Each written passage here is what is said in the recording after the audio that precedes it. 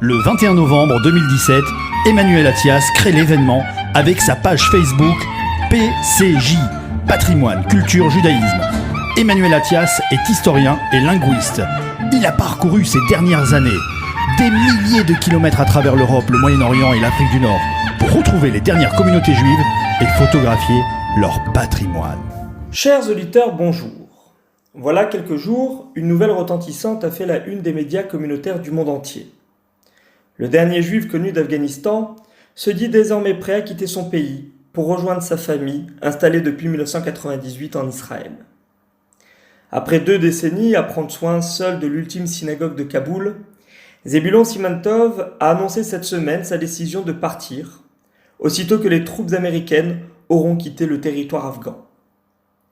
Redoutant le retour des talibans au pouvoir, le retraité de 61 ans craint en effet pour sa sécurité et estime préférable de s'en aller avant qu'il ne soit trop tard. Qu'adviendra-t-il alors du cimetière juif et de la dernière synagogue de la capitale, ainsi que du lieu de prière majestueux récemment restauré à Hérat dans le nord du pays? Nul ne peut le prédire. Depuis la création de l'État hébreu en 1948, et plus encore depuis la chute du bloc communiste en 1991, le départ des Juifs d'Asie centrale s'est accéléré et semble désormais annoncer la fin inéluctable des dernières communautés de la route de la soie. Déportés entre le 8e et le 6e siècle avant l'ère commune par les Assyriens puis par les Babyloniens, les Juifs d'Asie centrale constituent une branche atypique du judaïsme mondial. Pas vraiment séfarade, malgré des rites qui s'en rapprochent, ni tout à fait ashkénaze, en dépit de nombreuses migrations depuis la Russie et l'Europe de l'Est, la majorité des Juifs d'Ouzbékistan, du Turkménistan, du Tadjikistan et d'Afghanistan ont conscience d'appartenir à un monde trimillénaire en voie de disparition. Fortes de plusieurs milliers de membres dans chacun de ces pays au tournant du XXe siècle, les communautés de Bukhara, Samarcande, Ashgabat, Dushanbe et Kaboul ont aujourd'hui ou bien disparu, ou sont en voie d'extinction.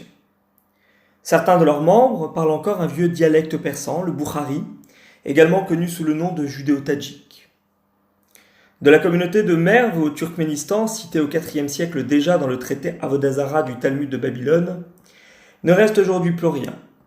Il en va de même de celle de la région de Ghazni en Afghanistan, où 40 000 juifs payaient tribut au souverain local au XIe siècle, à en croire le rabbin andalou Moïse ibn Ezra. Que reste-t-il des 5 000 juifs qui essaimaient encore la vallée du Fergana au milieu du XXe siècle? Quid des juifs de Mongolie, aujourd'hui réduits à une anecdotique poignée?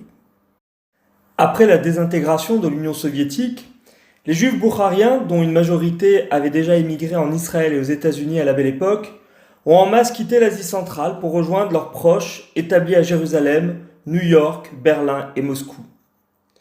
Cette émigration se poursuit de nos jours, alimentée par l'instabilité économique et par les difficultés rencontrées pour maintenir une vie juive traditionnelle dans des régions à majorité musulmane où le risque terroriste reste omniprésent.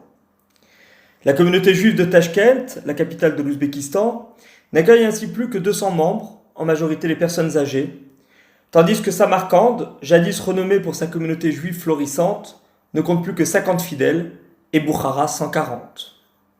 À Khojent, au Tadjikistan, le dernier juif est décédé en janvier 2021 à l'âge honorable de 93 ans.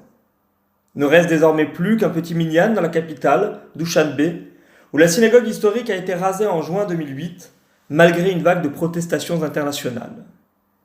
Au Kirghizistan, une ancienne république soviétique, coincée entre l'énorme Kazakhstan et la République populaire de Chine, la situation n'est pas plus réjouissante.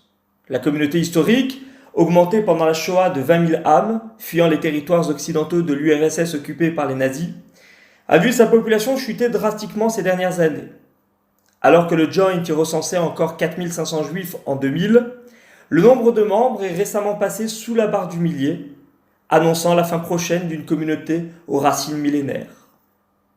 Vous l'aurez compris, l'Asie centrale, jadis habitée par des dizaines de communautés juives florissantes, se vide aujourd'hui inexorablement de ses derniers représentants de la foi mosaïque. L'avenir du patrimoine matériel pose évidemment question dans des pays gangrénés par la corruption, où modernité et tradition font de moins en moins bon ménage. Pour approfondir la question et retrouver cette chronique, je vous invite à consulter ma chaîne YouTube Emmanuel Attias, et à lire l'article dédié aux Juifs d'Afghanistan, publié cette semaine sur ma page Facebook, Patrimoine et culture du judaïsme. On se donne rendez-vous vendredi prochain pour un nouveau thème d'actualité. D'ici là, excellente semaine à tous. Le 21 novembre 2017, Emmanuel Attias crée l'événement avec sa page Facebook PCJ, Patrimoine, Culture, Judaïsme. Emmanuel Attias est historien et linguiste. Il a parcouru ces dernières années des milliers de kilomètres à travers l'Europe, le Moyen-Orient et l'Afrique du Nord pour retrouver les dernières communautés juives et photographier leur patrimoine.